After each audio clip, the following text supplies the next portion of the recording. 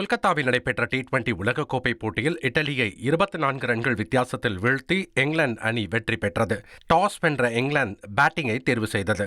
இதில் நட்சத்திர வீரர் பட்லர் 3 ரன்களில் ஆட்டமிழந்தாலும் அணியில் இருந்த மற்ற பேட்டர்கள் டீசென்டாக ஆடியதால் அந்த அணி இட்டலிக்கு 203 என்ற ரன்களை இலக்காக நிர்ணயித்தது.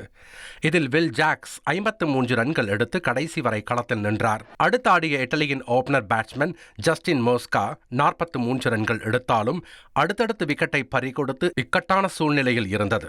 ஆனால் இட்டலியின் நம்பிக்கையாக திகழ்ந்த பென் மன்னெட்டி 60 ரன்களும் கிராண்ட் ஸ்டீவர்ட் 45 ரன்களையும் குவித்து இங்கிலாந்து பவுலர்களை ஆட்டம் காண வைத்து போட்டியை சுவாரஸ்யமாக்கினர். இருப்பினும் இங்கிலாந்தின் வில் ஜாக்ஸ் ஒரு விக்கெட்டையும் சாம் கரன் முக்கியமான தருணத்தில் அணிக்கு தேவையான 3 விக்கெட்டையும் வீழ்த்தி தங்களின் வெற்றியை உறுதி செய்தனர்.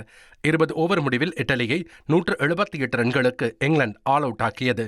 மேலும் இந்த போட்டியில் சிறப்பாக ஆடிய இங்கிலாந்தின் வில் ஜாக்ஸுக்கு ஆட்டநாயகன் விருது வழங்கப்பட்டது. 1,26,00,000 மனங்களை வென்ற தந்தி டிவி யூடியூப் சேனல். தவிர்க்க முடியாத தம்ப்நெயில்ஸ், கலக்கலான கான்டென்ட்ஸ்.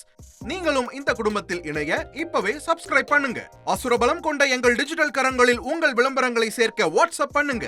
8939888378. Email advttv@dttv.in.